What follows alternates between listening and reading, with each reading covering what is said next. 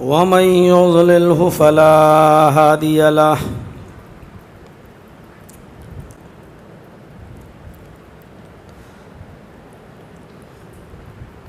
وأشهد أن لا إله إلا الله وحده لا شريك له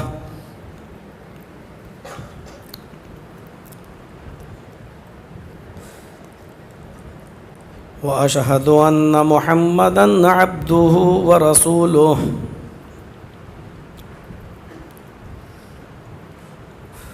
أما بعد فإن خير الحديث كتاب الله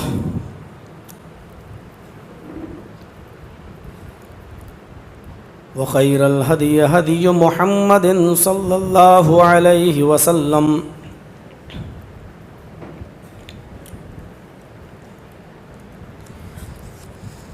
وشر الأمور محدثاتها وكل محدثة بدعة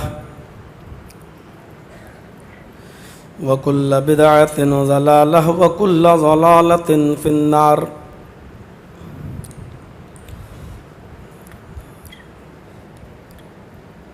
أعوذ بالله من الشيطان الرجيم. بسم الله الرحمن الرحيم.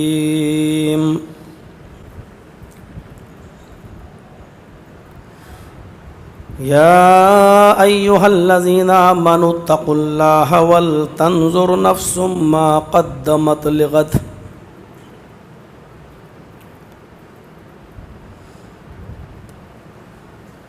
رب اشرح لي صدري ويسر لي أمري واحلل عقدة من لساني يفقهوا قولي.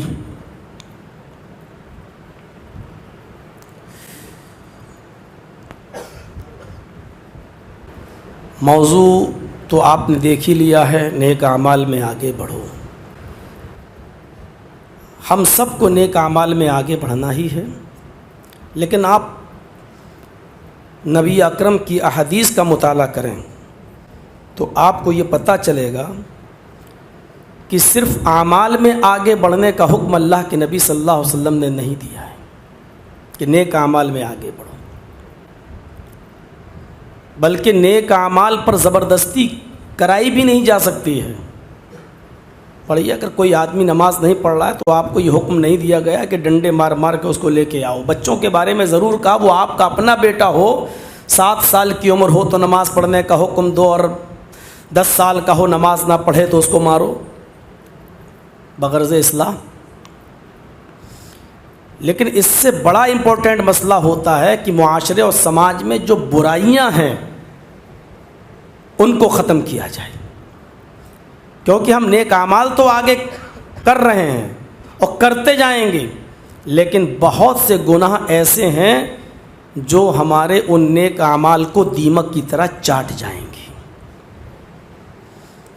مجموع الزوائد کے اندر علامہ ہیثمی رحمۃ اللہ علیہ نے ایک حدیث نقل کی ہے، اور علامہ البانی نے اس پر حسن کا حکم لگایا ہے کہ قیامت کا دن ہوگا، میدان محشر میں لوگ جمع ہوں گے، ایک بہت نیک انسان کو بلایا جائے گا. وہ آئے گا، اس نے نمازیں پڑھی ہوں گی، روزے رکھے ہوں گے، حج کیا ہوگا، زکوٰۃ دیا ہوگا، تہجد بھی پڑھی ہوگی، فجر کی نماز کی تکبیر اولیٰ بھی نہیں چھوٹی ہوگی، یعنی نیک اعمال میں بہت آگے ہوگا. لیکن جب فرشتے اس کو اس کا اعمال نامہ دیں گے تو اس کے بائیں ہاتھ میں دیں گے. وہ کہے گا کہ الٹے ہاتھ میں، میرے بائیں ہاتھ میں نامہ اعمال کیوں دے رہے ہو؟ میں نے تو دنیا میں بڑے اچھے اور نیک اعمال کیے ہیں. وہ اپنے اعمال کو گنائے گا. فرشتہ کہہ دے گا کہ مجھے نہیں معلوم، میرے رب نے تمہیں بائیں ہاتھ میں نامہ اعمال دینے کا حکم دیا ہے، میں دے رہا ہوں. وہ لے گا، پکڑے گا، کھولے گا، دیکھے گا، اس میں یہ برائی، یہ برائی، یہ برائی، یہ برائی، پورے اعمال نامے کو پڑھ ڈالے گا، سوائے گناہ کے اس میں ایک بھی نیکی نہیں لکھی ہوگی. وہ اپنا نامہ اعمال بند کرے گا، چیخے گا، نظریں آسمان کی طرف ڈالے گا اور کہے گا آئینہ حسناتی یا رب العالمین. اے اللہ اس میں تو میری برائیاں ہی برائیاں اور گناہ ہی گناہ لکھے ہوئے ہیں، الہ العالمین میری نیکیاں کیا ہوئیں، الہ العالمین میری نمازیں کہاں چلی گئیں، میرے روزے کہاں چلے گئے، میرے حج کہاں چلا گیا، میری زکاتوں کا کیا ہوا، میری تہجد کا کیا ہوا، میرے ان اچھے کاموں کا کیا ہوا۔ غیب سے آواز آئے گی، او میرے بندے، تیری غیبت نے، تیری چغلی نے، تیرے حسد نے، تیرے کینے نے، تیرے بغض نے، تیری اناد نے، تیری دشمنی نے، ایک دوسرے کے خلاف تیری بغاوت نے اور تیری دشمنی نے تیری ساری نیکیوں کو ختم کر دیا۔ آپ لاکھ نماز پڑھتے رہیے، خوب پڑھیے، لیکن آپ مال حرام کھا کے آئے ہیں، آپ کی نماز قبول ہوگی؟ نیک اعمال کرنے پر اتنا زور نہیں دیا جتنا گناہوں سے روکنے پر زور دیا ہے۔ مشہور حدیث ہے، اپنے علماء سے ممبروں کے اوپر آپ نے سنا ہوگا، اللہ کے نبی صلی اللہ علیہ وسلم فرماتے ہیں من رأى منکم منکرا فلیغیرہ بیدہ، جب کوئی برائی تم اپنی آنکھوں سے دیکھو تو کوشش کرو کہ اس برائی کو اپنے ہاتھوں سے دور کرو، اس برائی کو اپنے ہاتھوں سے مٹاؤ۔ کسی بے نمازی کو دیکھ کر یہ نے کہا ہوگا کہ اس کو زبردستی کھینچ کے لاؤ مسجد، کیوں؟ عبادت کا تعلق زبردستی سے ہے ہی نہیں، لیکن گناہ مٹانے کا تعلق زبردستی سے ہے۔ اگر تم پاور رکھتے ہو تو، طاقت رکھتے ہو تو، لیکن یہاں پر بھی ایک حکم دے دیا، اگر طاقت ہو تو، اگر ایسا کر سکتے ہو تو۔ آگے کہا وَإِن لَّمْ يَسْتَطِعْ، اگر اس کی طاقت نہیں ہے، اگر ہاتھ سے دور کرنے کی طاقت نہیں ہے، اور معلوم ہے کہ ہاتھ سے اگر ہم اس برائی کو مٹائیں گے تو فتنہ کھڑا ہو جائے گا، جھگڑا ہو جائے گا، تلواریں نکل آئیں گی، بندوقیں چل جائیں گی، ایک فساد برپا ہو جائے گا، تو دوسرا پوائنٹ بتایا اللہ کے نبی نے فَبِلِسَانِهِ، اگر ہاتھ سے کسی برائی کو روکنے میں فساد پھیلتا ہو تو چھوڑ دو، تو اپنی زبان سے وہاں منع کرو، نہیں صاحب یہ کام غلط ہے مت کرو۔ دیکھیے کنڈیشن دیکھیے، وَإِن لَّمْ يَسْتَطِعْ، زبان سے بھی کہنے میں اگر آپ کو دقت ہو رہی ہے، پریشانی ہو رہی ہے، فساد ہونے کا ڈر ہے، خطرہ ہے، اور آپ کو معلوم ہے کہ ایک فتنہ برپا ہو جائے گا، تو وہاں زبان سے بھی مت کہیے آپ۔ پھر فرمایا فَبِقَلْبِهِ، تو اپنے دل سے اس کو برا جانو، اس کی طرف نظر مت ڈالو۔ لیکن دل سے برا جاننے کے بارے میں جب اللہ کے نبی نے فرمایا تو آگے کہہ دیا ذَلِكَ أَضْعَفُ الْإِيمَانِ، یہ سب سے کمزور ایمان ہے، ایمان کا کمزور درجہ ہے یہ۔ آج یہ سب سے کمزور درجے کا ایمان بھی ہمارے پاس نہیں ہے۔ ہم جانتے ہیں کہ بارات کا اسلام میں کوئی تصور نہیں ہے، ہم جانتے ہیں کہ یہ 200 300 400 آدمیوں کی بارات کا اسلام میں کوئی تصور نہیں ہے، ہم یہ بھی جانتے ہیں کہ لڑکی والا کھانا کھلاتا ہے جو باراتیوں کو، اس کھانے کا بھی اسلام کے اندر کوئی تصور نہیں ہے۔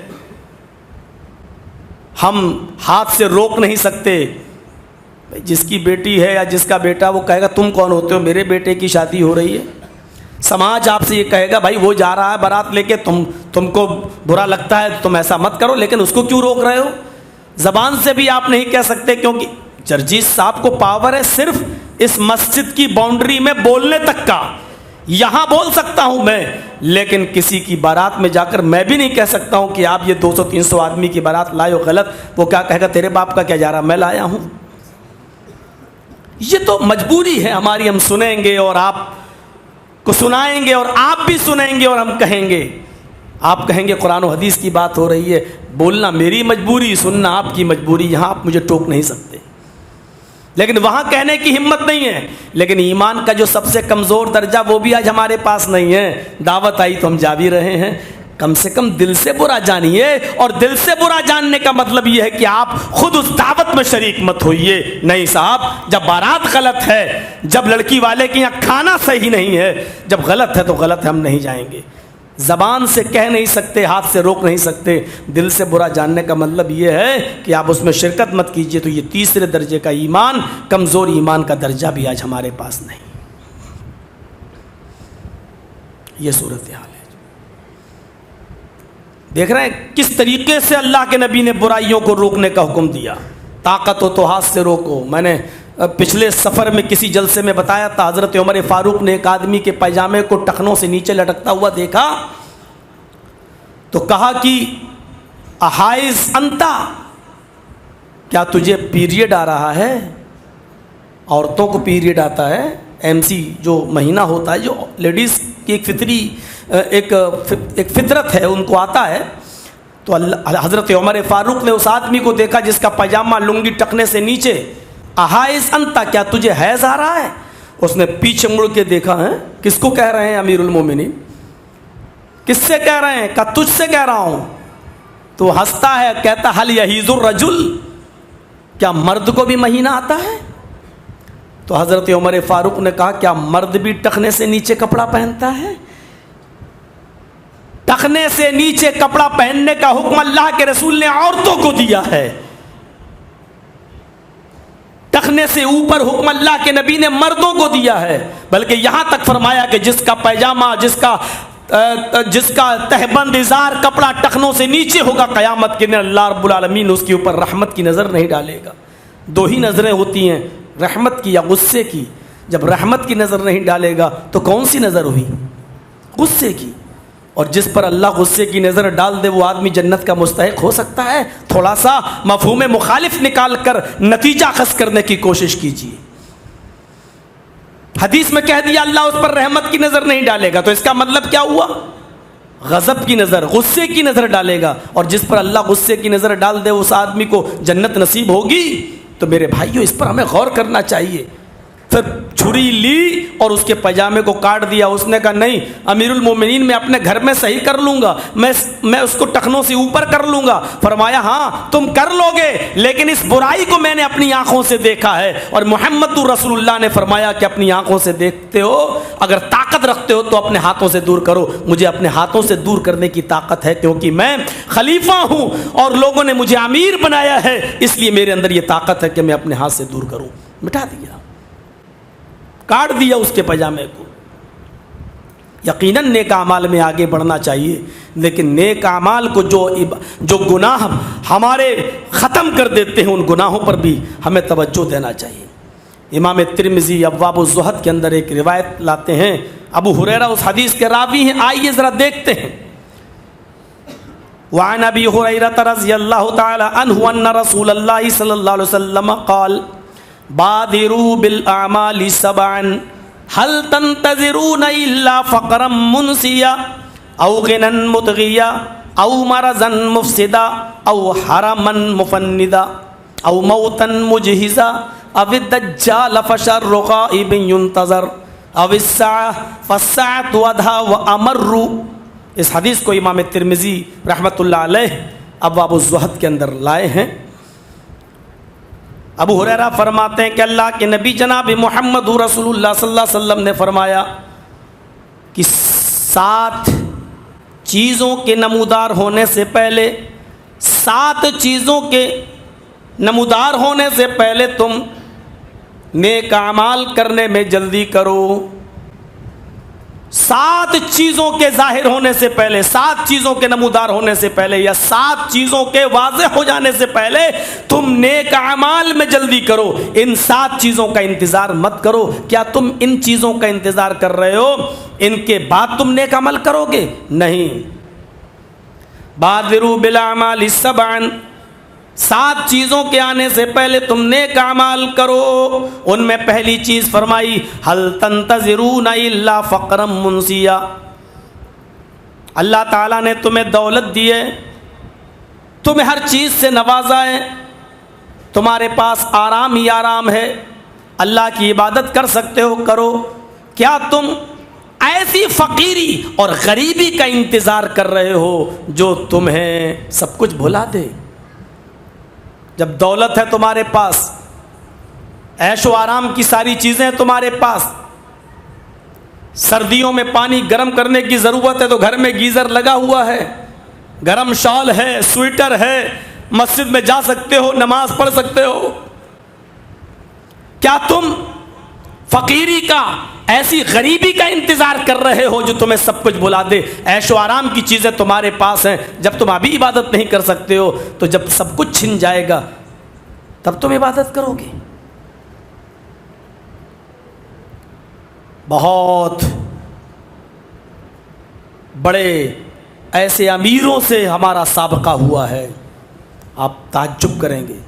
وہ احمد آباد کی سرزمین اور 2002 کے دنگے کے بعد، 2002 سے پہلے جن کے بڑے بڑے شو روم ہوا کرتے تھے، کروڑوں روپیوں کی ملکیت تھی ان کے پاس، ملا ہوں میں ان سے، اور 2002 کے دنگوں کے بعد بھی ان سے ملاقات ہوئی. جو کروڑوں کی ملکیت کے مالک تھے وہ کئی سال تک خیموں میں رہے، ان کا اپنے رہنے کے لیے، سر چھپانے کے لیے ان کے پاس جھونپڑی نہیں تھی. خیمے میں رہے، سرکاری کھانا ان کے پاس آتا رہا، انہوں نے وہ کھایا ہے. پھر آج ان کو تھوڑی سی جگہ دے دی گئی سر چھپانے کی. ایسے لوگوں سے بھی ملا ہوں اللہ کے یہاں. آزمائش کی کوئی بھی شکل ہو سکتی ہے، دولت دے کر بھی آزما سکتا ہے اور دولت چھین کر بھی آزما سکتا ہے. وہ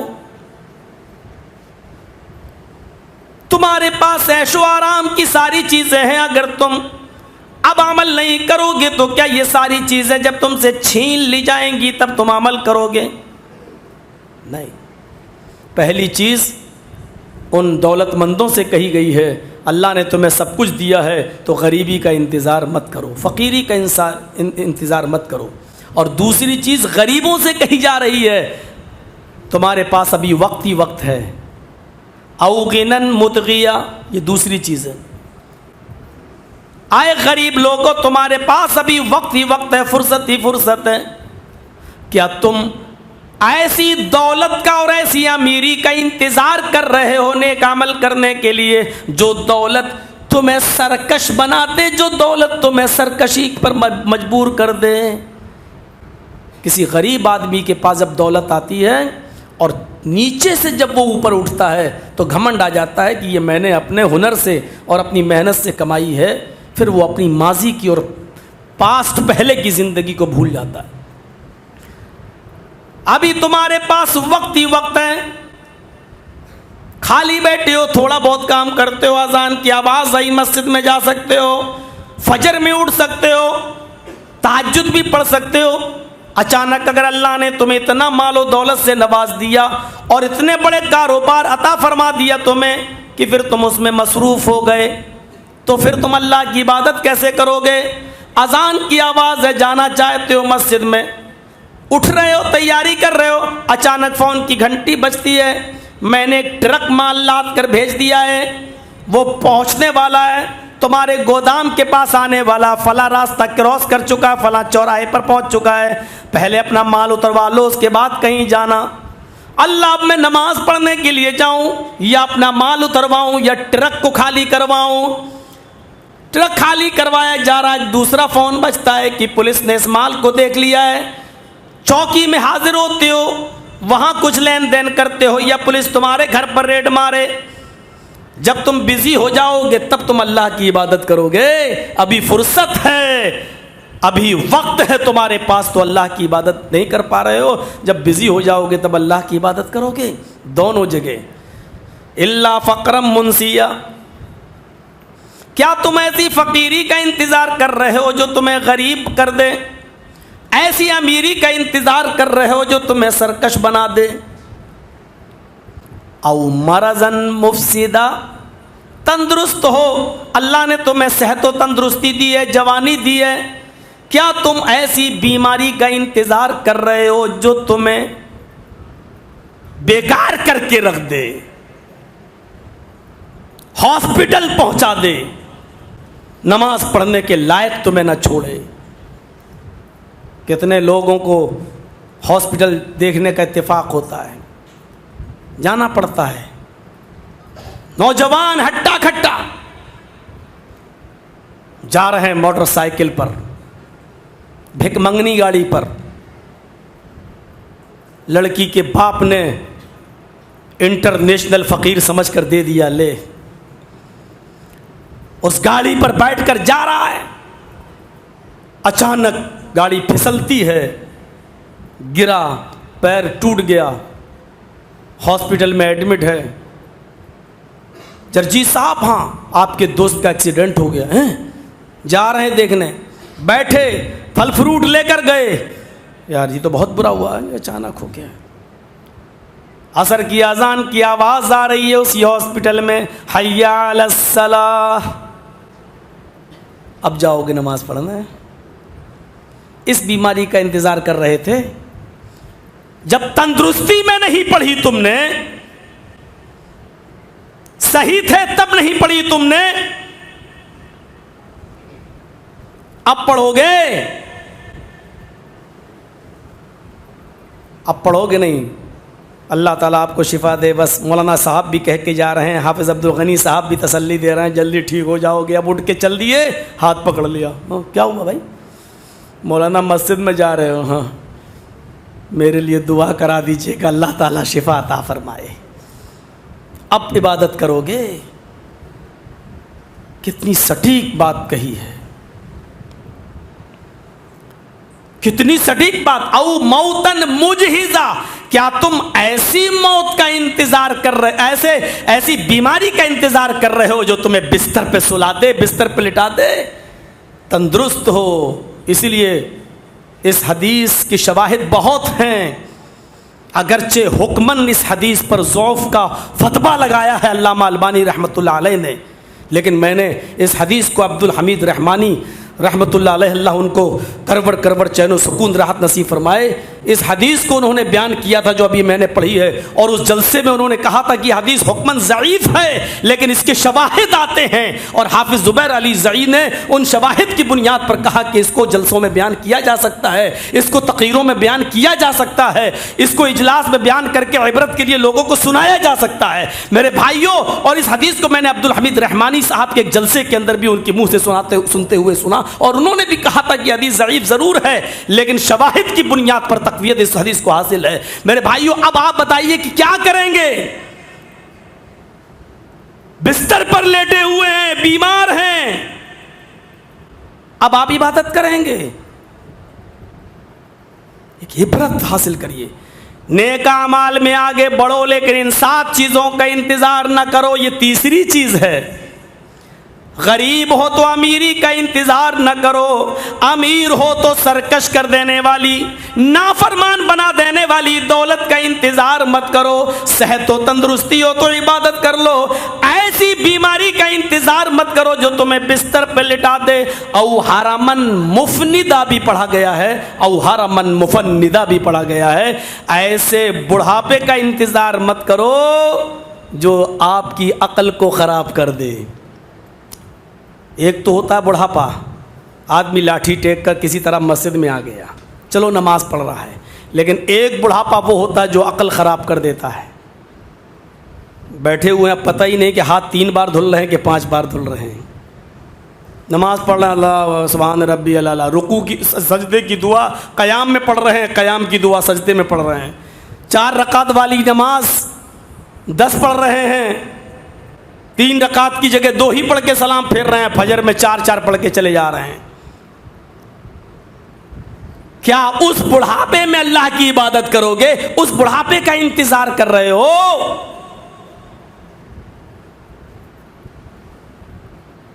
او حرمن مفندہ، ایسے بڑھاپے کا انتظار مت کیجئے جو تمہاری عقل خراب کر دے۔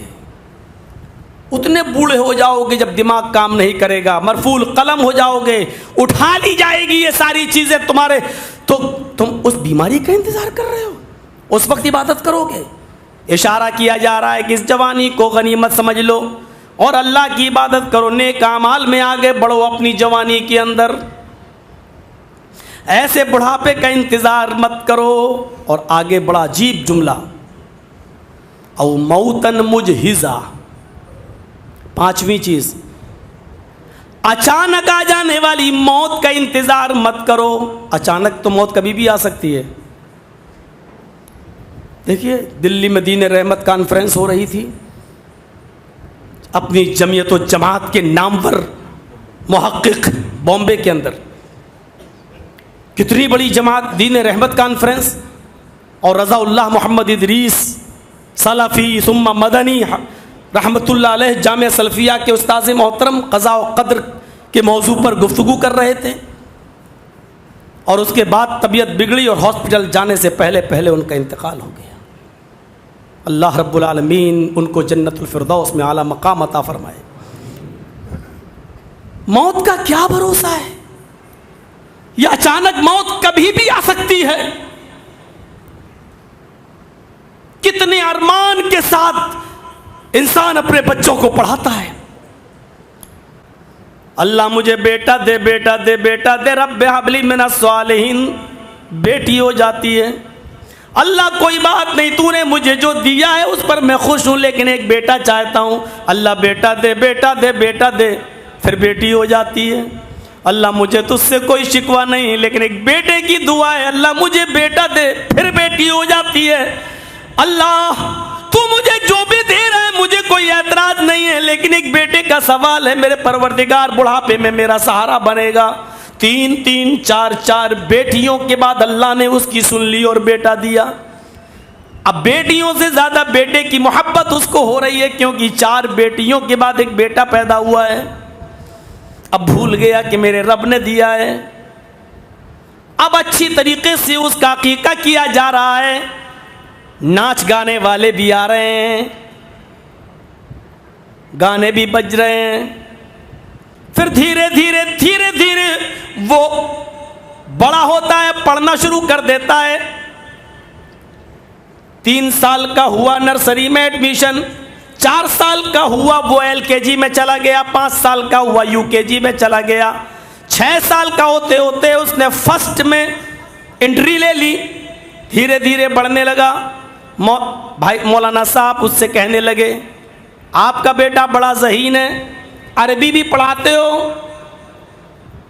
کہ نہیں۔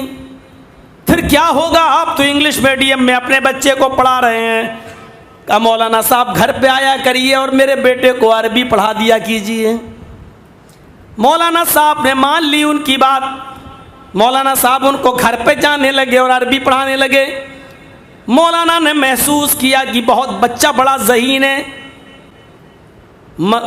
مولانا صاحب اپنی حیثیت کے مطابق لڑکے کے بچے کے باپ کو مشورہ دینے لگے، آپ اپنے بچے کو انگلش میڈیم میں پڑھا رہے ہیں، پڑھائیے، منع نہیں، اگر اس کو عربی کی تعلیم دیتے اور کسی مدرسے میں داخل کرتے تو آپ کا بچہ اتنا ذہین ہے کہ میری دل کی یہ گہرائی سے آواز نکلتی ہے کہ یہ بچہ آگے چل کر دین کا بہت بڑا عالم بنے گا۔ اس کا ذہن بتا رہا ہے کہ دین کی بہت خدمت کر سکتا ہے۔ اتنی سی بات سننا تھی کہ باپ کا چہرہ چکرا گیا۔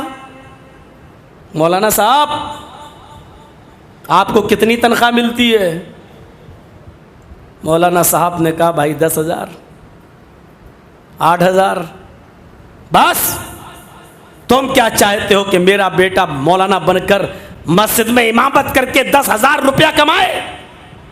اتنا تو میرے بیٹے کی بیوی کے میک اپ میں خرچ ہو جائے گی۔ اب بھول گیا کہ 4 بیٹیوں کے بعد بیٹا دیا ہے، پڑھاتا ہے، ادھر باپ کی عمر آگے بڑھتی جا رہی ہے۔ بیٹے نے میٹرک پاس کیا، 10واں پاس کیا، ذہین تھا، اس نے سائنس سائڈ لی، بایو وغیرہ پڑھی اور انٹر میں بھی اس نے اچھے نمبر حاصل کیے، پھر نیٹ میں بھی پاس ہوا، اس کا MBBS میں ایڈمیشن ہو جاتا ہے۔ 4.5 سال MBBS کرنے کے بعد اس نے 2 سال MS کرنے میں لگایا۔ پڑھتے پڑھتے بچے کی عمر 25 سال ہو گئی، باپ بھی 60 سال 55 سال 60 سال کے قریب پہنچ چکا ہے، کیونکہ اس کی 4 بیٹیاں پہلے سے تھیں، اس کے بعد یہ بیٹا ہوتا ہے۔ 55-60 کو اس کا باپ بھی کراس کر جاتا ہے۔ اس بچے کا بیٹا ڈاکٹر تو بن گیا، سرکاری جاب بھی لگ گئی، اپنے گھر کے ایک روم میں وہ پرائیویٹ بھی بچوں کو لوگوں کو دیکھتا تھا، ڈبل کمائی ہونے لگی، پھر رشتے بھی اچھے آنے لگے۔ لیکن چونکہ میرا بیٹا ڈاکٹر ہے اس لیے چاہوں گا کہ میرے بیٹے کو بیوی بھی ڈاکٹر ملے تاکہ دونوں مل کر کمائیں۔ بڑی محنت سے تلاش بھی کر لیا، اس کو ایک لیڈی ڈاکٹر بھی مل گئی، دگنی کمائی ہونے لگی۔ بیوی گھر میں یہ ہاسپٹل اچانک ڈیوٹی سے لوٹ کے آ رہا ہے، بیوی کے پیٹ میں 4 مہینے کا حمل ہے، زیادہ ڈیوٹی نہیں کر پا رہی ہے۔ شروع کے دن میں خود ڈاکٹر ہے، اس کو معلوم ہے کہ ہمیں کتنا پرہیز کرنا ہے۔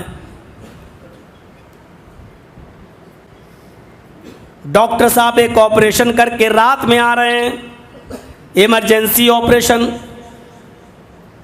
25 26 27 سال کا یہ لڑکا ڈاکٹر بن چکا ہے، خود گاڑی چلا رہا ہے، ڈرائیو کر رہا ہے۔ راستے میں ایک ٹرک آ رہا ہے، ٹرک کا ڈرائیور شراب کے نشے میں چور ہے۔ ڈاکٹر صاحب اوورٹیک کرنے میں غلطی کر گئے، ٹرک کا ڈرائیور شراب کے نشے میں چور ہے۔ ڈاکٹر صاحب کی گاڑی ٹرک سے ٹکراتی ہے، فوراً اسی جگہ گاڑی کھائی میں گرتی ہے۔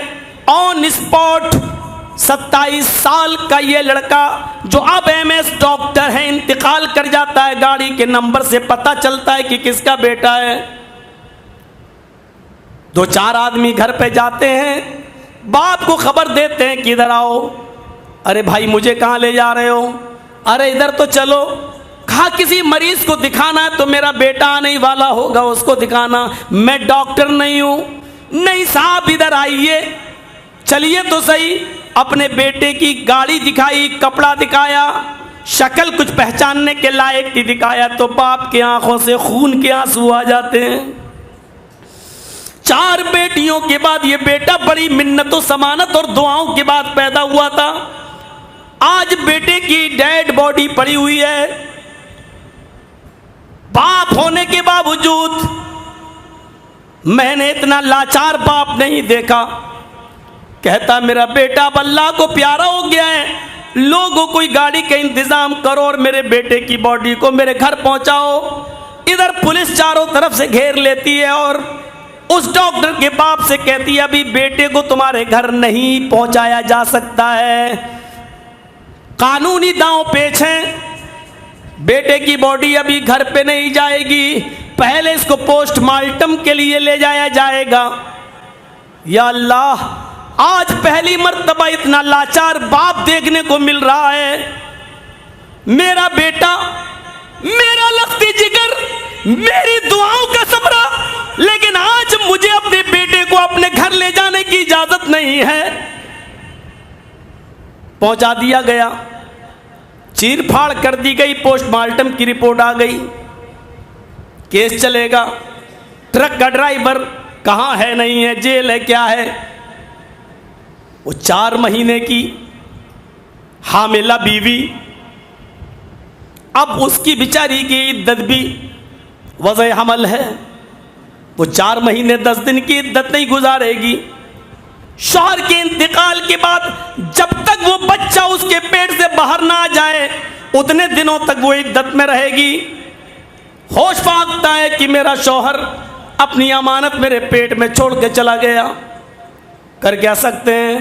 جو باپ مدتوں سے، گھنٹوں سے اپنی اولاد کی آمد کا انتظار کر رہا ہے، وہی باپ اب 12 گھنٹے سے زیادہ، 16 گھنٹے سے زیادہ اپنے بیٹے کو اپنے گھر میں رکھنے کے لیے تیار نہیں ہے۔ جو کبھی کہا کرتا تھا کہ بیٹی رات میں جلدی آ جایا کرو، جب تک تم آتے نہیں ہو مجھے نیند نہیں آتی، لیکن آج وہی باپ اپنے بیٹے کو زیادہ دیر گھر میں رکھنے کے لیے تیار نہیں ہے۔ جلدی سے قبر کے حوالے کرو۔ ایک میدان میں ڈاکٹر صاحب کی لاش رکھ دی گئی ہے، مولانا صاحب کو بلایا جا رہا ہے کہ آئیے۔ یہ وہی مولانا ہے جس سے کبھی اس ڈاکٹر کے باپ نے کہا تھا جتنی تمہاری تنخواہ ہے اتنا تو میرے بیٹے کی بیوی کے میک اپ میں چلا جائے گا۔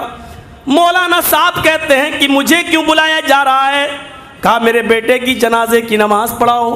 مولانا نے کہا میری کیا اوقات ہے کہ آپ کے بیٹے کی جنازے کی نماز پڑھاؤں؟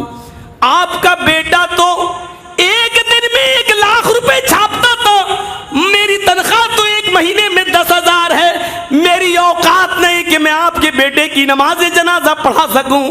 میرے جو تنخواہ ہے اتنی تو آپ کے بیٹے کی بیوی میک اپ میں خرچ کر دیتی ہے، اپنے بیٹے کی اوقات والا مولوی ڈھونڈ لو۔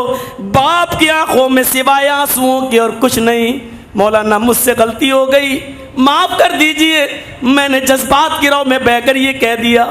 ٹھیک ہے، جب آپ کو اپنی شرمندگی کا احساس ہو گیا تو میں بھی آپ کی جنازے بیٹے کی جنازے کی نماز پڑھا دیتا ہوں۔ جنازے کے پیچھے مولانا کے پیچھے صف لگی ہوئی ہے۔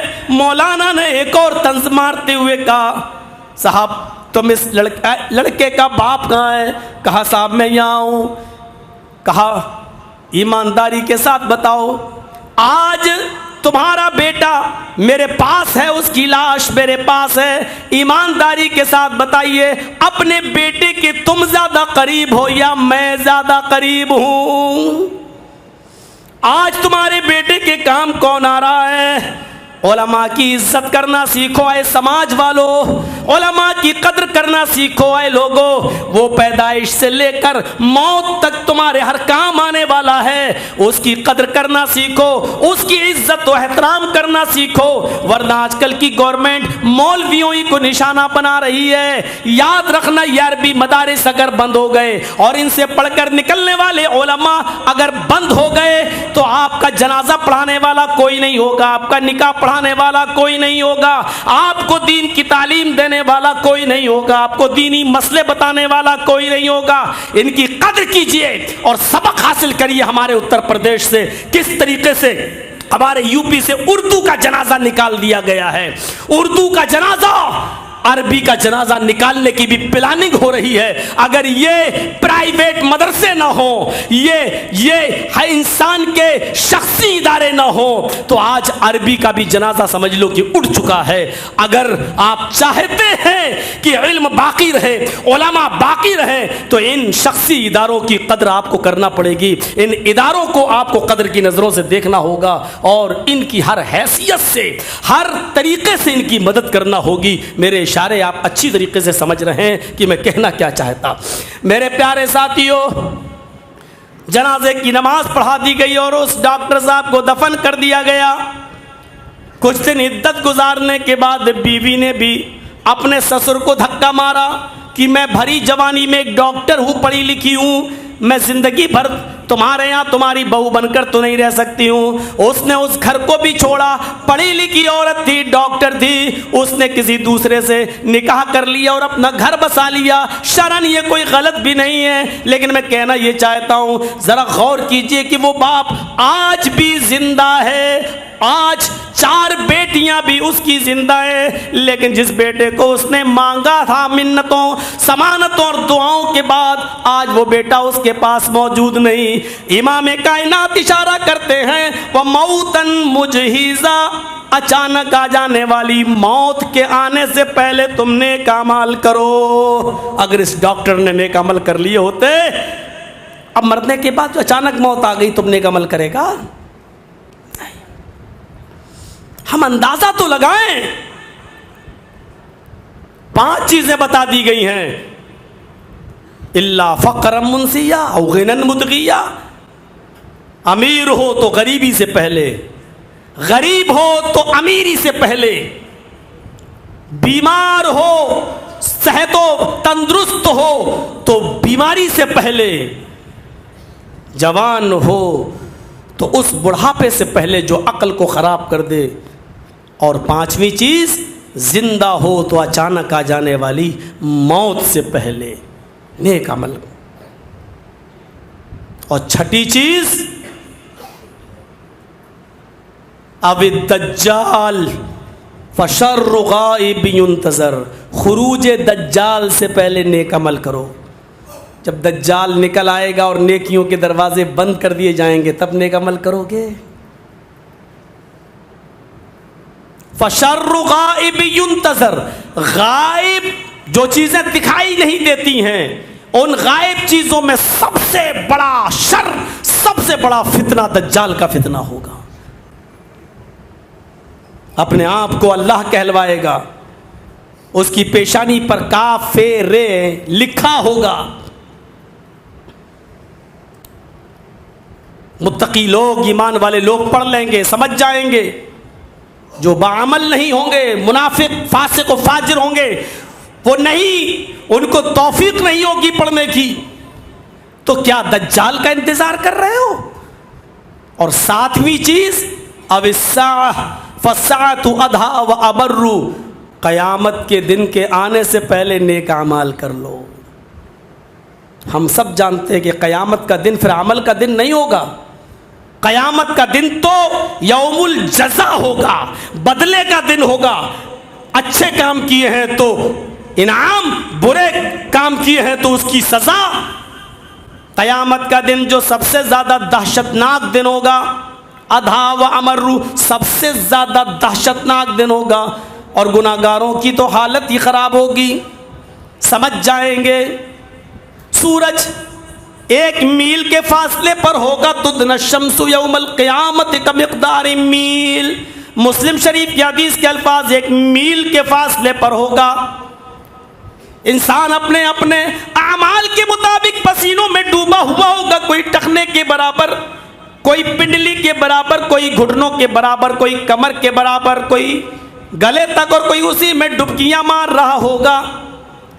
میدان محشر کی جاسوس تپش دیکھ کر کچھ گناہگار تو ایسے ہوں گے جو میدان محشری کی تکلیف برداشت نہیں کر پائیں گے اور کہہ رہے ہوں گے الہ العالمین، میدان محشر کی تکلیف ہم سے برداشت نہیں ہوتی، اس سے تو بہتر ہے کہ تو ہمیں جہنم کے اندر ڈال دے۔ حالانکہ جہنم کا بھی معائنہ نہیں کیا ہوگا، جہنم انہوں نے دیکھی بھی نہیں ہوگی، جس جہنم کے بارے میں اللہ کے نبی فرماتے ہیں، مسلم شریف کے الفاظ ہیں، ان اہون اہل النار عذابا یوم القیامت، قیامت کے دن آپ دیکھو گے، لرجل یوضع فی اخمص قدمیہ جمرتان، ان اہون اہل النار عذابا، عذاب کے اعتبار سے سب سے ہلکا عذاب قیامت کے دن اس آدمی کو دیا جائے گا، سب سے ہلکا، سب سے ہلکا۔ ان اہون اہل النار عذابا یوم القیامہ لرجل یوضع فی اخمص قدمیہ جمرتان، کہ جس کے قدموں کے نیچے آگ کی 2 چنگاریاں رکھ دی جائیں گی، آگ کے 2 انگارے رکھ دیے جائیں گے، ایک اس پیر کے نیچے اور ایک اس پیر کے نیچے، آگ کے 2 انگارے دونوں پیروں کے نیچے رکھ دیے جائیں گے۔ یغلی منہما دماغہ، آگ کے ان دونوں انگاروں کی وجہ سے اس کا دماغ ہانڈی کی طرح کھول رہا ہوگا، ایسا اس کے دماغ میں جیسے ہانڈی کھولتی ہے تو آواز آتی ہے، ایسی اس کے دماغ سے آواز آ رہی ہوگی۔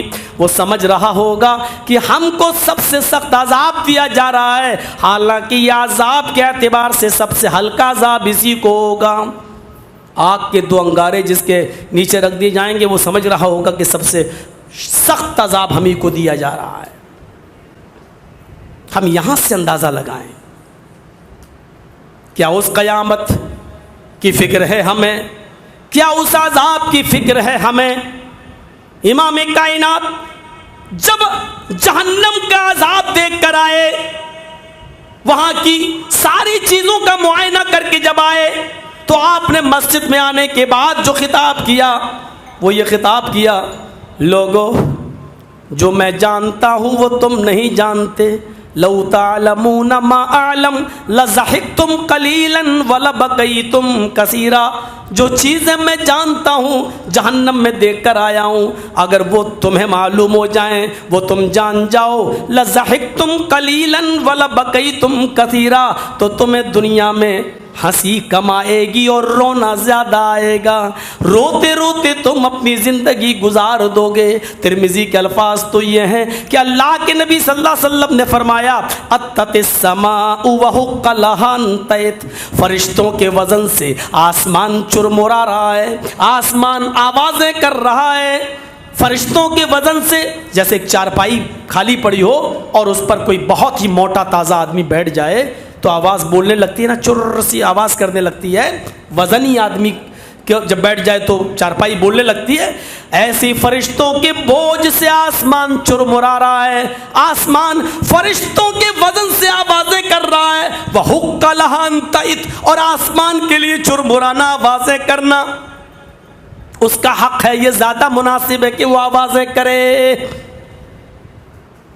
ما فیہا موضع 4 اصابع الا وملک واضع جبہتہ ساجدا للہ تعالی۔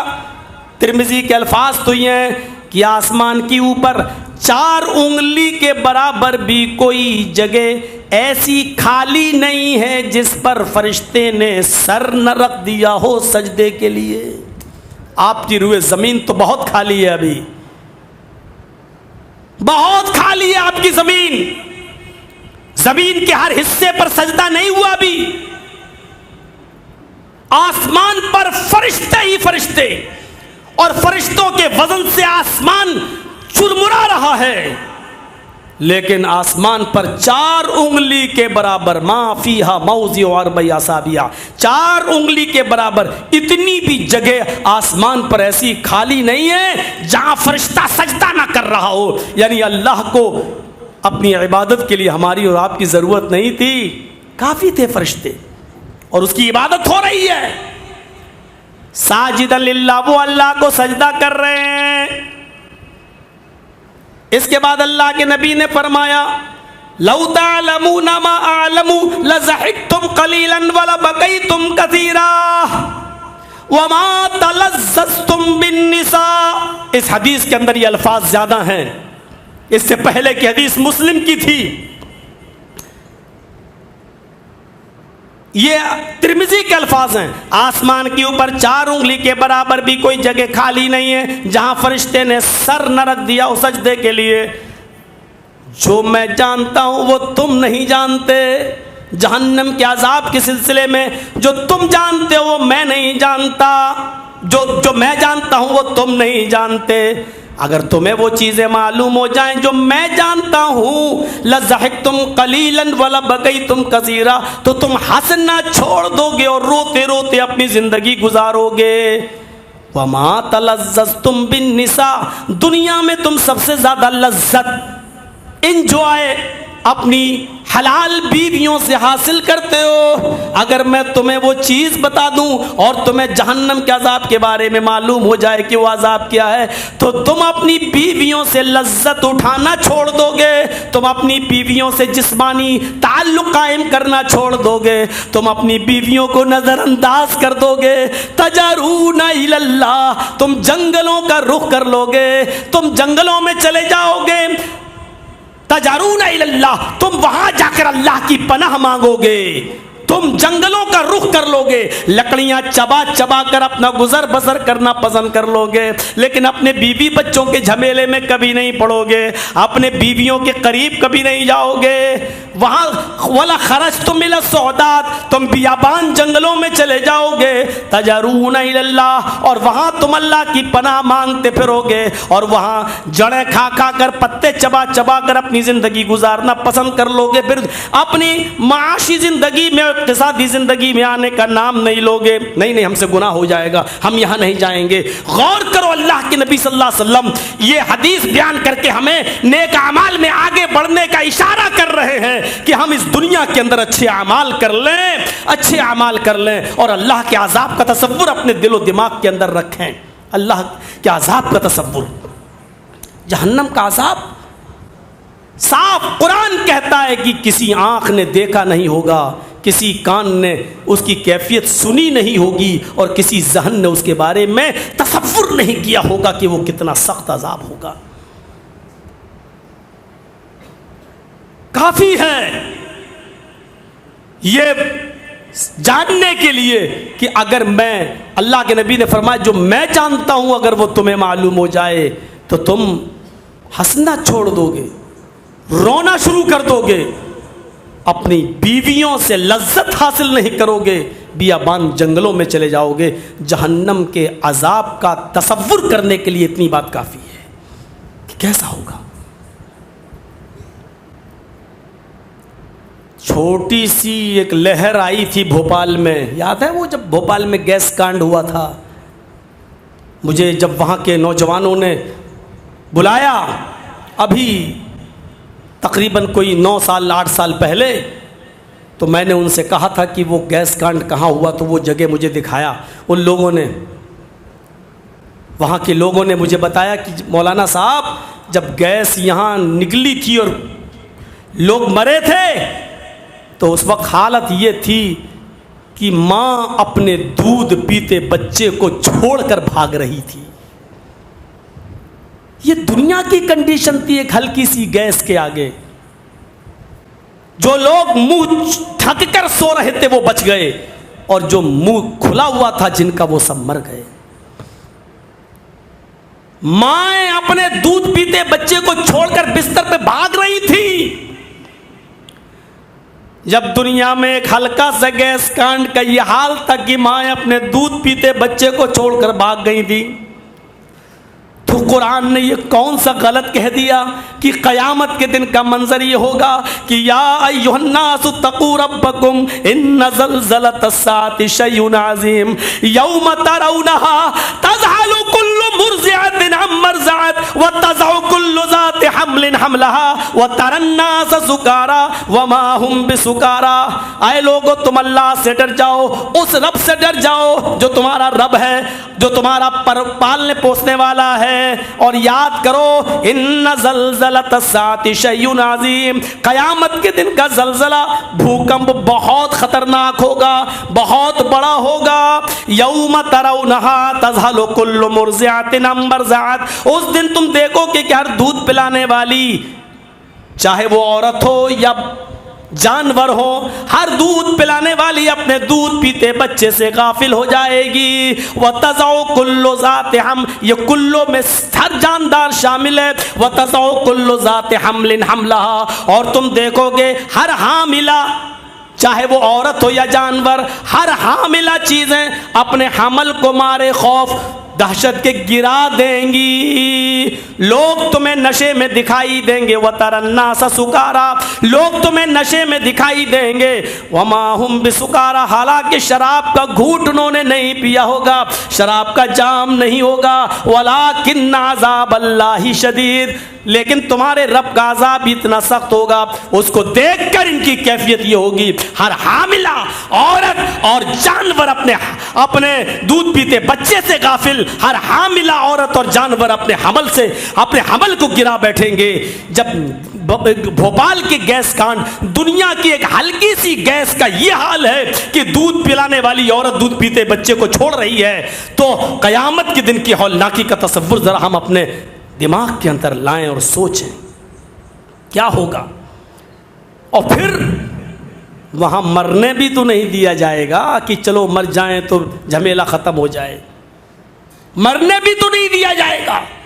یہاں بے نمازی کا سر کچل دیا گیا، پتھر مارا، سر کچل گیا، بھیجا باہر، مر گیا، جب تک فرشتہ پتھر اٹھا رہا ہے تب تک اس کو دوبارہ زندہ کر دیا گیا، پھر آؤ، پھر مارا، تب تک پتھر اٹھا رہا تب تک اس کو پھر لا یموت فیہا ولا یحیا، نہ ہم تمہیں مرنے دیں گے نہ تمہیں زندہ ہی رہنے دیا جائے گا، نہ مرنے دیں گے کہ چلو اب اس عذاب سے چھٹکارا پا گئے، نہ زندہ رہنے دیا جائے گا کہ چلو اب زندگی میں عیش و آرام کرتے رہو، نہیں، مارا جائے گا، جلایا جائے گا، مارا جائے گا، جلایا جائے گا۔ بدلناہم جلوداً، جب ایک بار چمڑی جل کر راکھ، کلما نضجت جلودہم، جب ان کی چمڑیاں جل کر جھلس جائیں گی، ہم اس چمڑی کی جگہ پر دوسری چمڑی ان کے جسم پہ چڑھا دیں گے۔ یہ عذاب کے منظر اس لیے بتائے گئے ہیں تاکہ ہم دنیا میں نیک اعمال کر لیں اور گناہوں سے بچ جائیں۔ صرف نیک اعمال کافی نہیں ہے نیک اعمال میں آگے بڑھنا، نیک اعمال میں آگے بڑھنے کے لیے جہنم کا خوف، عذاب قبر کا خوف اور معاشرے کو گناہوں سے پاک و صاف کرنے کا تصور ہمارے دل و دماغ میں یہ رہنا چاہیے۔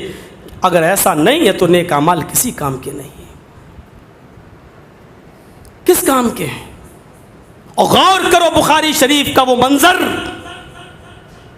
اس صحابی نے کون سا برا کام کیا تھا؟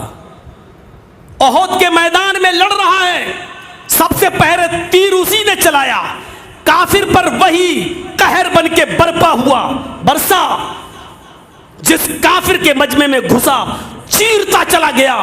اس کو دیکھتے ہوئے صحابہ کہنے لگے بڑا دیکھو کتنا بہادر آدمی ہے، چیرتا ہوا پھاڑتا ہوا کافروں کے مجمع میں گھس رہا ہے۔ ایک صحابی اللہ کے نبی کو بتا رہے ہیں، اللہ کے نبی صلی اللہ علیہ وسلم کہتے ہاں لیکن ہے تو وہ جہنمی۔ کبھی سوچا اس منظر کے بارے میں ہم نے؟ اس صحابی نے کبھی نماز نہیں چھوڑی، اس صحابی نے نیک عمل میں کوئی کمی نہیں کی، اس صحابی رسول نماز وقت پہ پڑھتے تھے، نبی کے پیچھے نماز پڑھتے تھے، نبی کی شان میں کبھی گستاخی نہیں کی، لڑ رہے ہیں لڑتے لڑتے آگے، لیکن اللہ کے نبی پیشین گوئی کر رہے ہیں، ہے تو جہنمی۔ وہ صحابی کہتے مجھے بڑا تجسس ہوا، ایک آدمی اتنا اچھا کام کر رہا ہو اور یہ جہنمی کیسے کہتے ہیں، میں اس کی جاسوسی کرنے لگا کہ دیکھیں ایسا کیسے ہو سکتا ہے۔ کیا دیکھتے ہیں بہت دیر لڑنے کے بعد، کئی کافروں کو قتل کرنے کے بعد وہ صحابی بھی زخمی ہو گئے، زخموں سے چور ہو گئے، نڈھال پڑے ہوئے ہیں، لیکن زخموں کی تکلیف برداشت نہیں کر سکے۔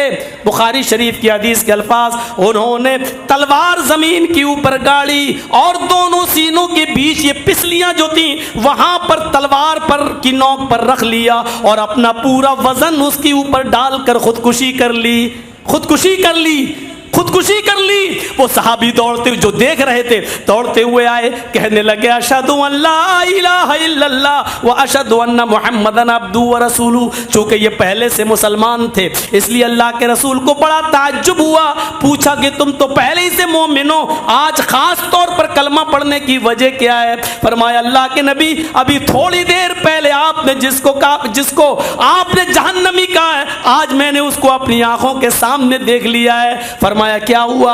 کہا اللہ کے نبی زخموں کی تاب نہ لا سکا، زخموں کو برداشت نہ کر سکا، اس کے درد و تکلیف کو برداشت نہ کر سکا، اس نے تلوار زمین پر گاڑ کر اپنا وزن تلوار پر رکھ کر موت کے لانے میں جلدی کر لی ہے، موت کے سلسلے میں جلدی کر لی ہے، عجلت سے کام لیا ہے۔ اللہ کے نبی یہیں سے فرماتے ہیں ہاں ایک انسان نیک اعمال کرتا ہے، اس حد تک کرتا ہے کہ اس کی اور جنت میں جانے کے درمیان صرف ایک بالشت کا فاصلہ رہ جاتا ہے یا ایک ہاتھ کا فاصلہ رہ جاتا ہے، لیکن یہیں سے اس کا ارادہ بدلتا ہے اور وہ جہنم جیسے عمل کر کے جہنمی بن جاتا ہے۔ میرے بھائیوں نیک اعمال میں آگے بڑھو، بہت اچھا ہے یہ موضوع، لیکن اس صحابی نے نیک اعمال میں کتنا آگے تھے؟ کیا کوئی تصور کر سکتا ہے کہ انہوں نے کبھی تہجد چھوڑی ہوگی؟ لیکن انما الاعمال بالخواتیم، اعمال کا دار و مدار تو آخری عمر پر ہوتا ہے۔ جب آپ نیک عمل کریں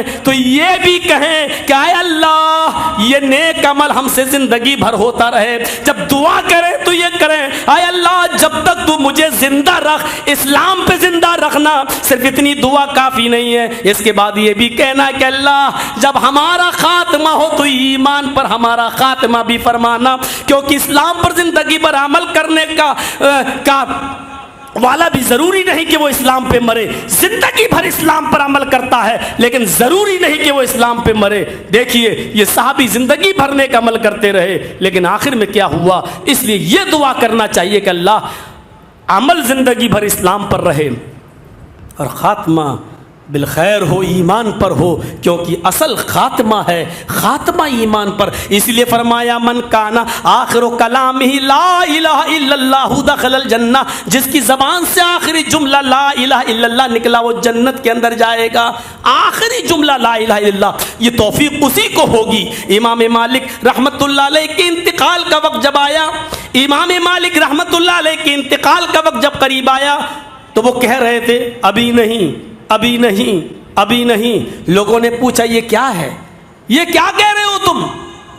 کہا یہ جو کھڑا ہے نا یہ کہا یہاں تو کوئی نہیں دکھ رہا، کون کھڑا ہے؟ کہا تمہیں نہیں دکھے گا، یہ مجھے دکھ رہا ہے اور اس کا دکھنا اس بات کی علامت ہے کہ یہ میری موت کا وقت ہے، یہ شیطان ہے جو مجھے دکھائی دے رہا تمہیں نہیں دکھائی دے رہا ہے، یہ مجھ سے کہہ رہا ہے آئی امام مالک زندگی بھر میں نے تمہارا پیچھا کیا لیکن تم سے کوئی گناہ نہیں کرا سکا، تم بڑے خوش نصیب ہو کہ اللہ کے پاس توحید کی حالت میں جا رہے ہو، اللہ سے راضی راضی، اللہ کی رضامندی پر تمہارا انتقال ہو رہا ہے، آخری وقت تمہارا ایمان پر خاتمہ ہو رہا ہے۔ تو امام مالک کہہ رہے ہیں میں اس سے کہہ رہا ہوں ابھی نہیں ابھی نہیں ابھی نہیں، یعنی ابھی میرا خاتمہ ہوا نہیں اور تو ابھی تک میرے سامنے کھڑا ہے، میرا پیچھا کر رہا ہے، مجھے ڈر لگتا ہے کہ آخری وقت میں بھی تو کوئی گناہ کا کام مجھ سے نہ کروا جائے، آخری وقت میں کوئی غلط حرکت مجھ سے نہ کروا جائے۔ یہ امام مالک رحمت اللہ علیہ نے اپنے آخری وقت کے یہ جملے انہوں نے استعمال کیے تھے۔ میرے پیارے ساتھیوں، اندازہ لگائیے کہ زندگی بھر نیک اعمال کرنے کے باوجود اطمینان نہیں ہے کہ ہم اللہ کے پاس خوشی خوشی جا رہے ہیں، اپنے اعمال صالح کے مطابق کیسے جا رہے ہیں، کیونکہ آخری وقت بھی یہ ڈر لگتا ہے کہیں ایسا نہ ہو کہ شیطان کچھ غلط عمل کرا جائے۔ اس لیے ہونا چاہیے نیک اعمال میں آگے بڑھیے، لیکن آخری انما الاعمال بالخواتیم، اعمال کا دار و مدار آخری عمر پر ہے۔ آخری عمر میں ہمارا کیا حال تھا؟ نیک اعمال کی ایک لسٹ اللہ کے نبی صلی اللہ علیہ وسلم نے بھی بیان فرمائی ہے، سبعۃ یظلھم اللہ فی ظلہ یوم لا ظل الا ظلہ، امام عادل وشاب نشأ فی عبادۃ اللہ ورجل قلبہ معلق فی المساجد ورجلان تحابا فی اللہ اجتمعا علیہ وتفرقا علیہ ورجل طلبته امرأة ذات منصب وجمال فقال انی اخاف اللہ ورجل ذکر اللہ خالیا ففاضت عیناہ ورجل تصدق بصدقۃ فاخفاها حتی لا تعلم شمالہ ما تنفق یمینہ۔ یہ بخاری شریف کی حدیث کے الفاظ ہیں۔ فرمایا اللہ کے نبی نے 7 قسم کے لوگ عرش الہی کے سائے میں ہوں گے۔ کیا یہ 7 نیکیاں ہمارے اندر پائی جا رہی ہیں؟ نیک اعمال میں آگے بڑھنا ہے تو یہ دیکھیں کیا یہ 7 قسم کی خوبیاں اور یہ 7 قسم کے اعمال ہمارے اندر ہیں؟ یہ 7 قسم کے لوگ قیامت کے دن عرش الہی کے سائے میں ہوں گے، یوم لا ظل الا ظلہ، اس دن اس عرش کے سائے کے علاوہ کوئی دوسرا سایہ نہ ہوگا۔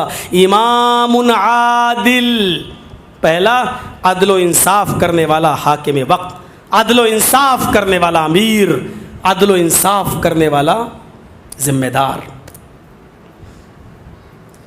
عدل و انصاف کے واقعات پڑھنا ہے اور ذمہ دار کے پڑھنا ہے تو اس سلسلے میں حضرت عمر فاروق رضی اللہ تعالیٰ عنہ کے واقعات آپ دیکھ سکتے ہیں، اور بھی صحابہ کے واقعات دیکھ سکتے ہیں۔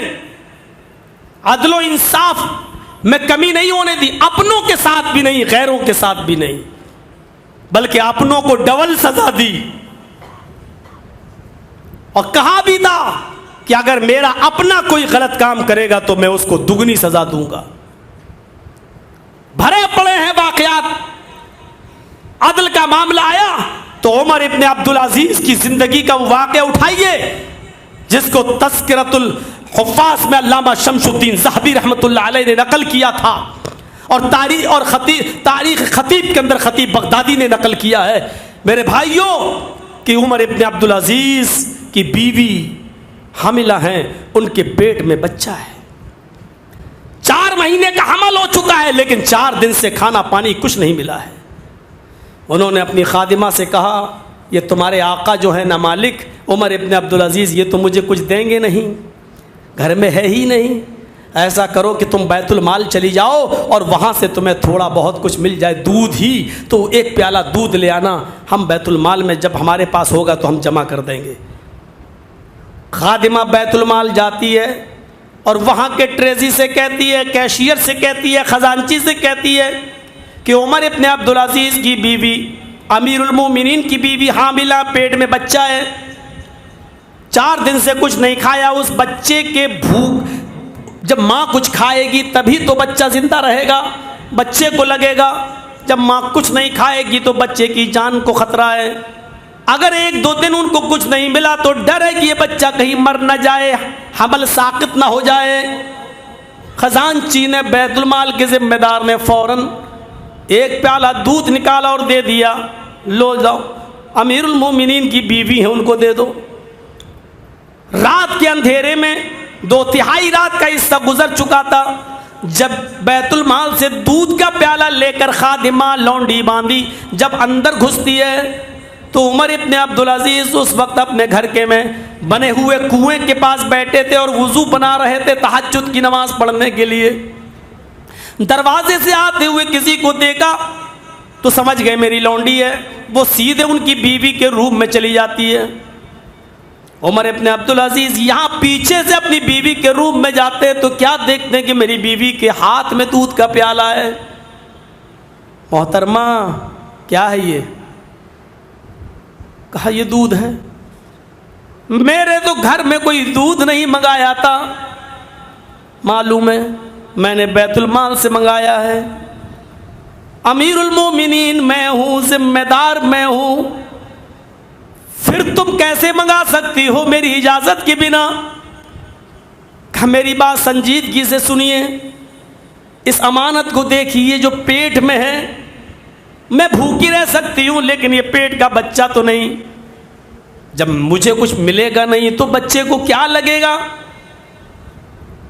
کہا میری بیوی یہ پیالہ پہلے مجھے دو، جب تک میں سارے مسلمانوں کو بلا کر میٹنگ نہ کر لوں اور ان سے اجازت نہ لے لوں تب تک یہ دودھ تمہیں پینے کو نہیں دیا جائے گا۔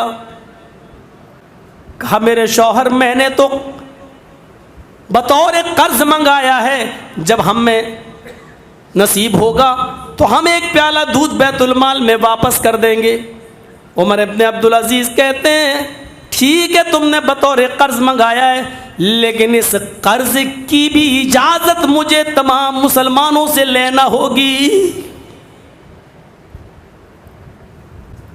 حکومت کیسے چلائی جاتی ہے سیکھو ہمارا شاندار ماضی، غور کرو۔ بیوی پینے جا رہی ہیں، عمر ابن عبدالعزیز دودھ کا پیالہ پکڑے ہوئے ہیں، بیوی اپنی طرف کھینچ رہی ہیں، شوہر اپنی طرف، بیوی یہ جرم مت کرو، بیوی کہتی ہے اس امانت کی فکر کرو۔ عمر ابن عبدالعزیز غالب آتے ہیں اور اپنی بیوی سے وہ دودھ کا پیالہ لے لیتے ہیں اور دروازے کو پلٹ کر جب بیت المال کی طرف جاتے ہیں تو بیوی کہتی ہے امیر المومنین میرا نہیں تو کم سے کم اس بچے کا خیال کر کے ایک پیالہ دودھ دے دیجئے، مجھے ڈر ہے تھوڑی دیر کے بعد یہ بچہ کہیں مر نہ جائے۔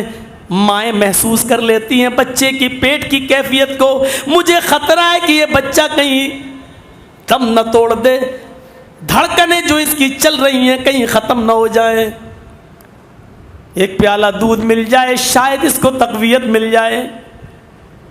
عمر ابن عبدالعزیز کہتے ہیں بیوی اس معصوم سے پوچھو جو تیرے پیٹ میں پل رہا ہے، کیا ایک پیالہ دودھ اگر تجھے مل جائے تو کیا تیری زندگی بچ جائے گی؟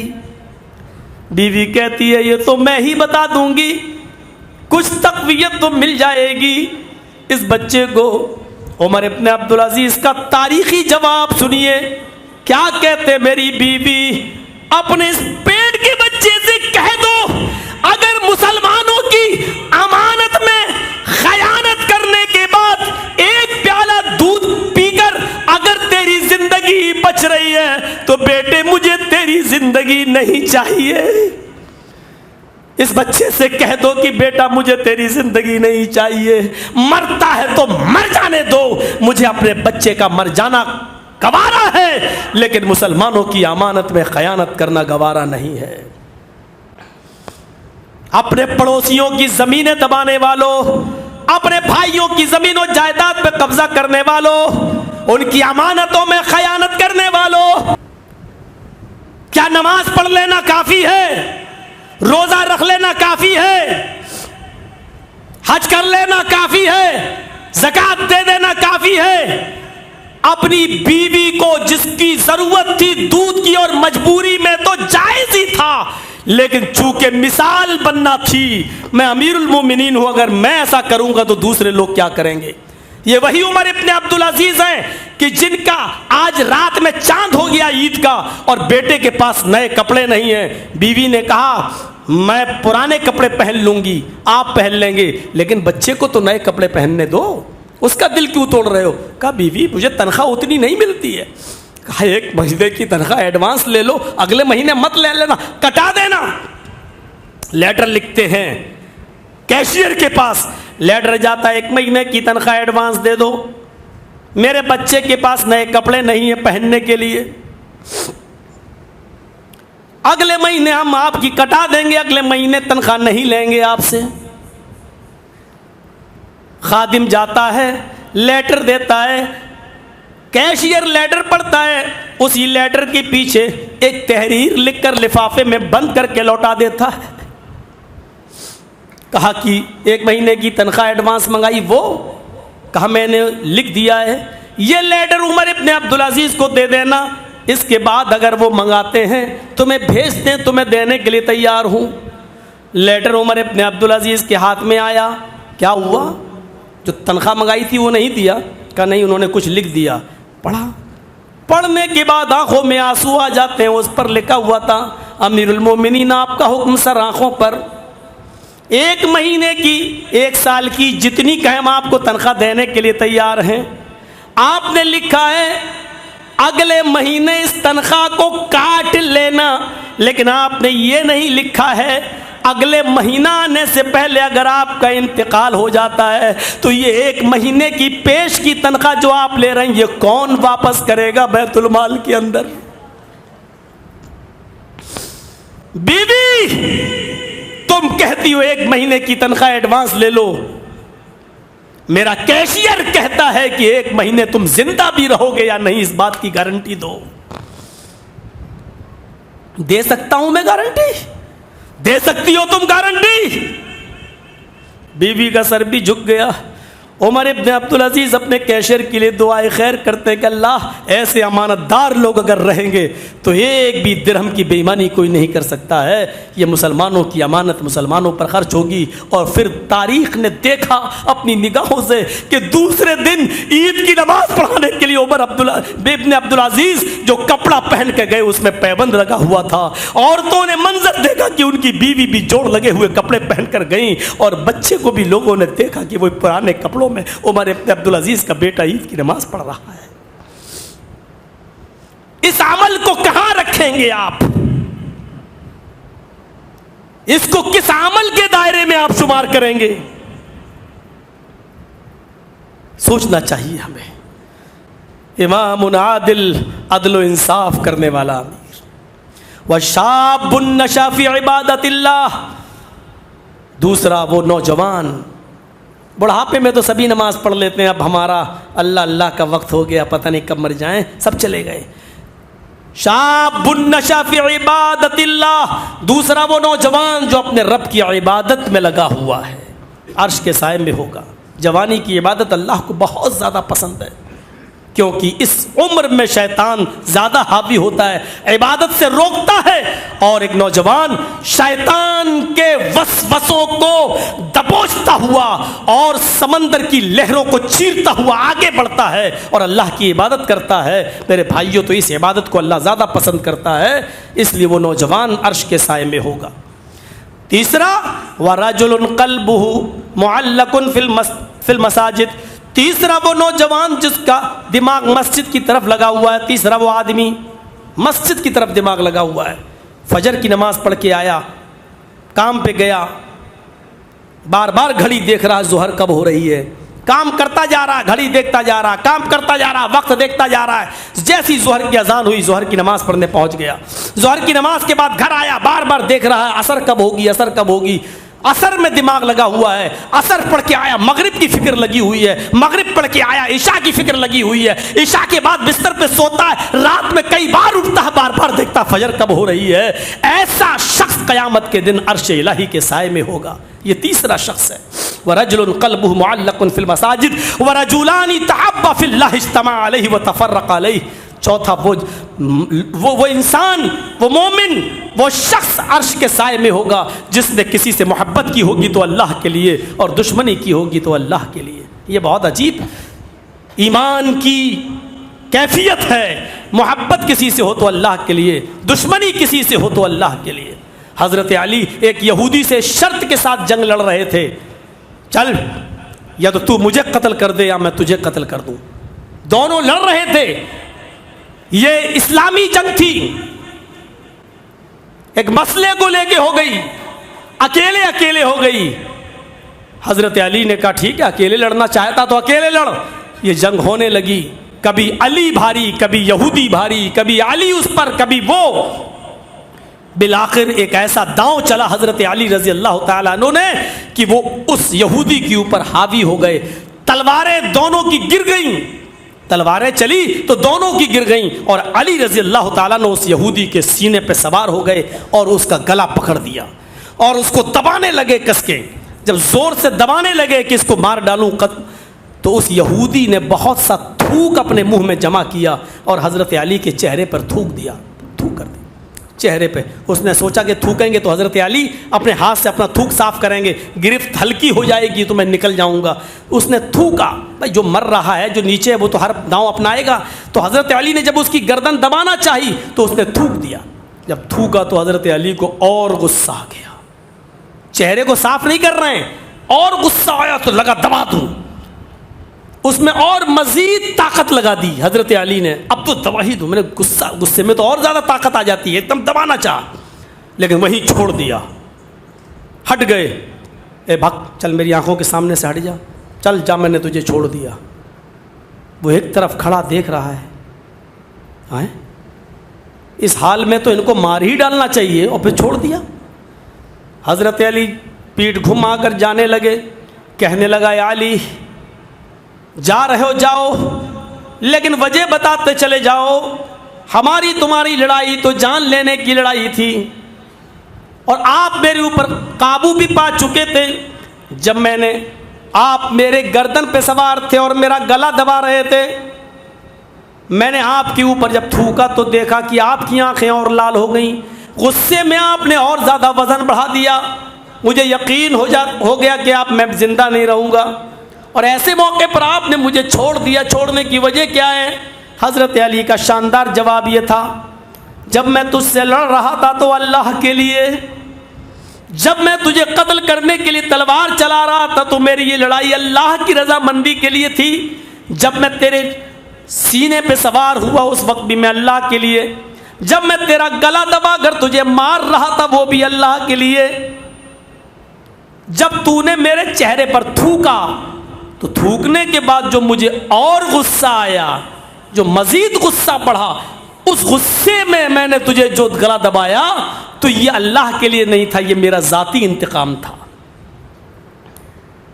اللہ کے لیے اس وقت تک لڑ رہا تھا جب میں تیرے گلے تک سوار تھا، لیکن جب تھوکا اور مجھے اور غصہ آیا، اگر اس غصے میں تجھے مارتا تو یہ میں ذاتی انتقام لیتا تھوکنے کا، یہ اللہ کے لیے نہیں تھا۔ جب میں نے دیکھا کہ اس میں مزید میرا غصہ شامل ہو گیا ہے تو میں اپنے لیے لڑ ہی نہیں رہا تھا، تو میں اپنے لیے تیری جان کیوں لیتا؟ میں نے تجھے چھوڑ دیا، جا، میں نے تجھے چھوڑ دیا۔ وہ یہودی جانے لگا، جاتے جاتے پلٹتا ہے۔ تاریخ خطیب کے اندر خطیب بغدادی نقل کرتے ہیں کہ پلٹتے ہوئے کہتا ہے کہ اے علی، جس مذہب کی تعلیم اتنی خوبصورت ہو اور ذاتی انتقام لینے سے منع کرتی ہو، اس مذہب کو چھوڑ کر دوسرے مذہب میں رہنا میرے لیے اب ممکن نہیں ہے۔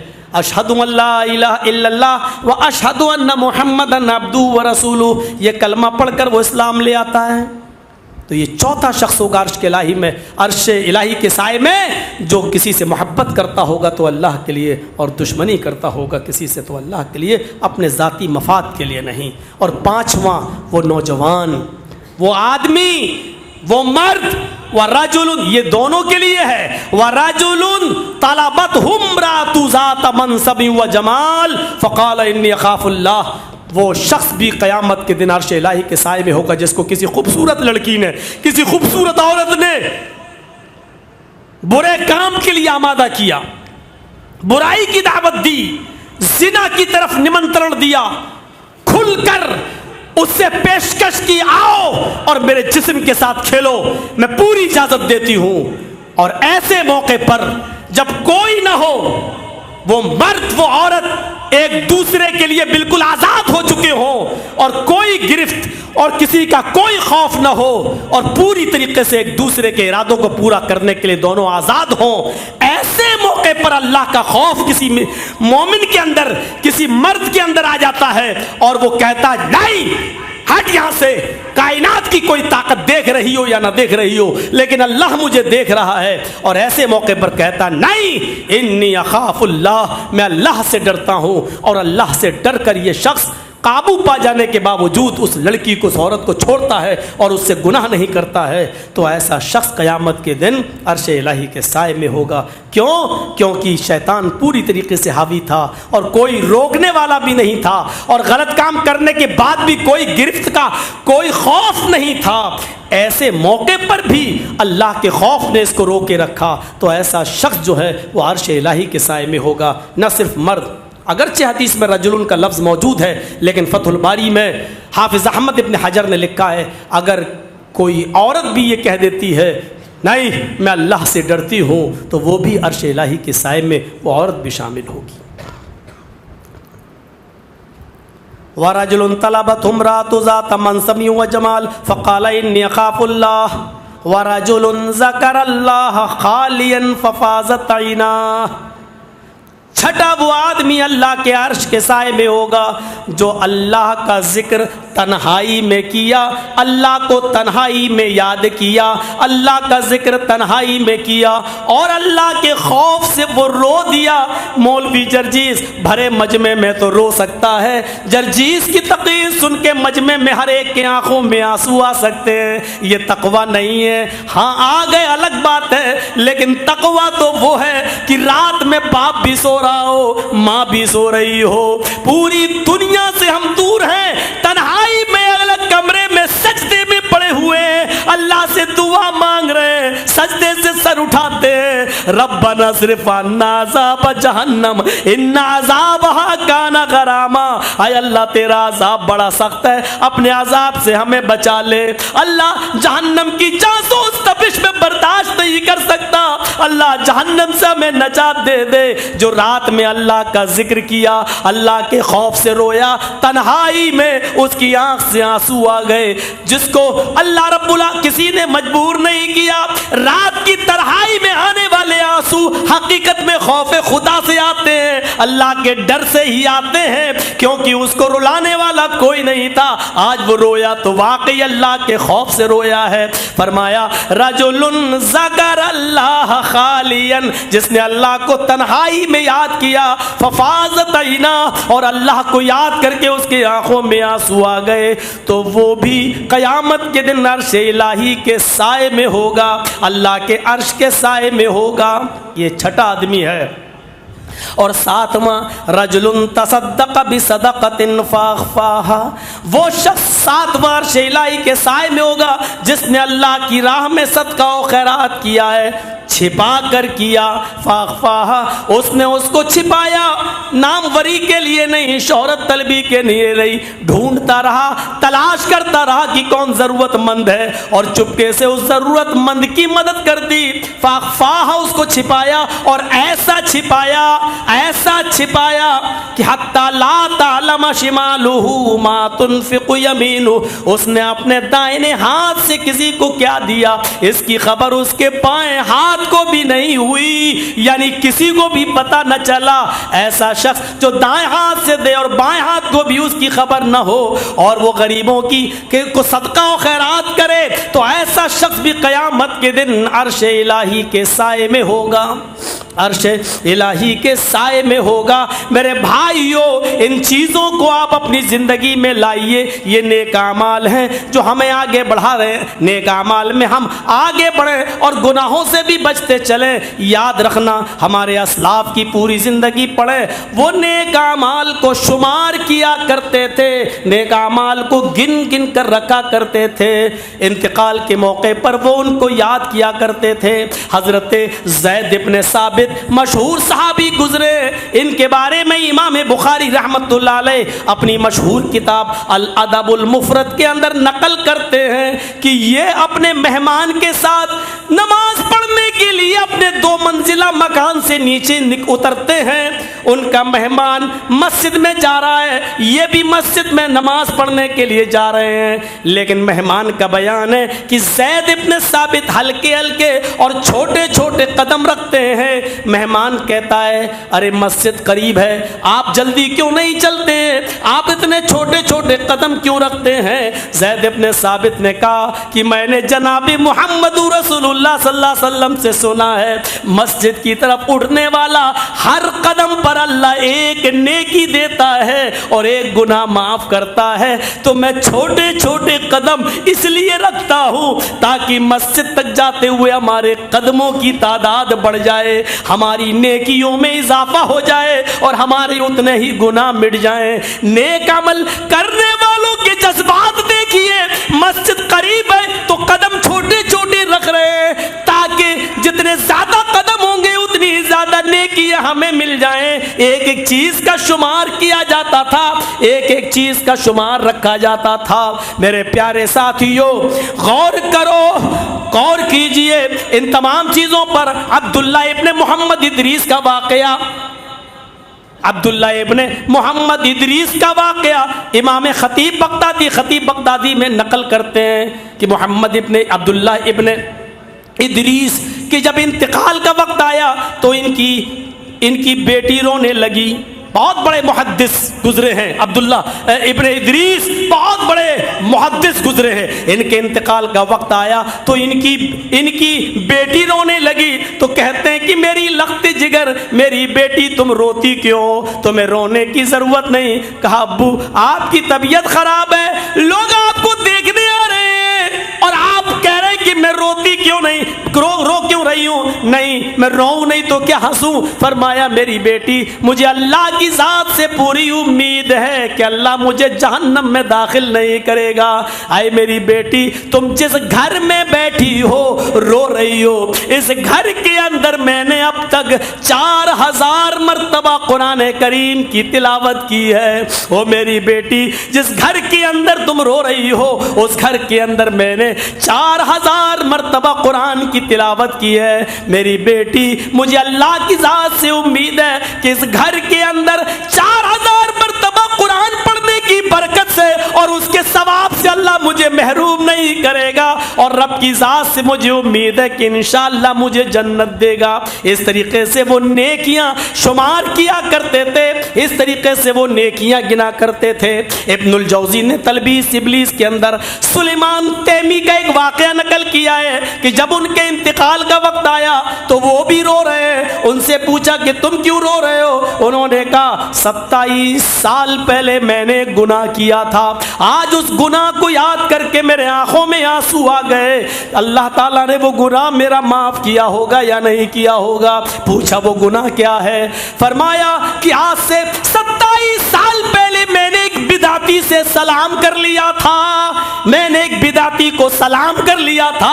اللہ کے نبی نے فرمایا کسی بدعتی کو اپنے گھر میں پناہ مت دو، لعنت ہے اس آدمی پر جو بدعتی کو اپنے گھر میں پناہ دیتا ہے۔ میں نے 27 سال پہلے ایک بدعتی کو سلام کر لیا تھا، آج مجھے وہ گناہ یاد آ رہا ہے، کہیں اللہ سے میں 27 سال سے استغفار کر رہا ہوں، مغفرت کی دعا کر رہا ہوں، پتہ نہیں اللہ نے مجھے معاف کیا ہوگا یا نہیں۔ غور کرو 27 سال پہلے ایک بدعتی کو سلام کرنا یاد ہے تو ان سے کتنے گناہ کتنے کم ہوئے ہوں گے یا ہوئے ہی نہیں ہوں گے؟ 27 سال پہلے گناہ اگر اس کو گناہ سمجھا جائے تو وہ کہہ رہے کہ یہی ایک گناہ مجھے یاد ہے جو مجھ سے ہوا، آج میں اس لیے رو رہا ہوں کہ اللہ تعالیٰ کہیں سے قیامت کے دن سوال نہ کر لے۔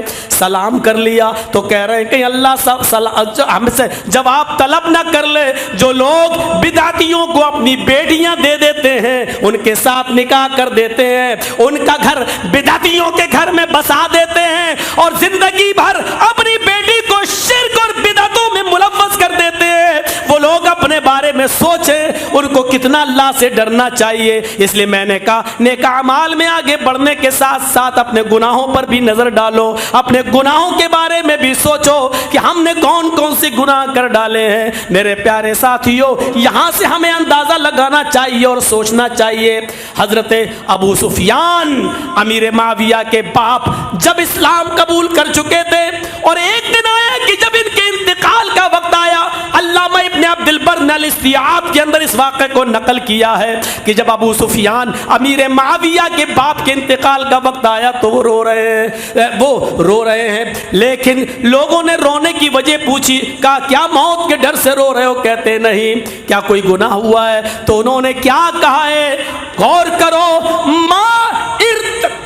ارتکبت خطیئۃ بایعت رسول اللہ صلی اللہ علیہ وسلم. رو رہا ہوں ضرور لیکن موت کے ڈر سے نہیں. اور میں موت کے ڈر سے کیوں رہوں؟ میں موت کے ڈر سے کیوں رہوں جو حقیقت ہے.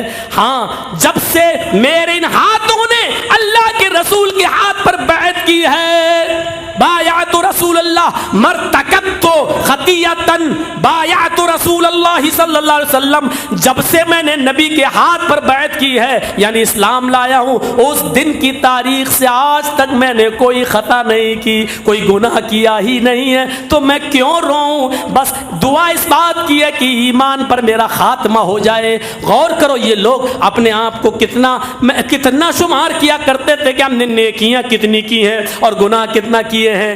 اتنا یاد ہے, آپ ابھی بستر پہ سونے جائیں, جرجیت صاحب کی تقریر سن کر جب بستر پہ سونے جائیں, صبح سے لے کے شام تک ہر آدمی شمار کرے کہ آج اس نے نیک کام کتنے کیے ہیں اور گناہ کے کام کتنے کیے ہیں. روزانہ احتساب کرو, اپنے آپ کا حساب کتاب لیا کرو. عدل نفسک, اپنے نفس کے بارے میں شمار کیا کرو, گناہ کتنے کیے اور نیک کام کتنے کیے. فرمایا عبداللہ ابن عمر کے مونڈوں کو ہاتھ پکڑ کر اللہ کے نبی نے, یا عبداللہ اذا اصبحت فلا تنتظر المساء واذا امسیت فلا تنتظر الصباح. اے عبداللہ, جب صبح سویرے اٹھا کرو تو شام کا انتظار نہ کیا کرو, اور جب شام ہو جایا کرے بستر پہ سونے جاؤ تو صبح کا انتظار مت کیا کرو. پتہ نہیں تمہارا شمار مردوں میں ہو یا زندوں میں ہو. صبح شام کا انتظار مت کرو, پتہ نہیں مردوں میں لکھے جاؤ یا زندوں میں, اور زندہ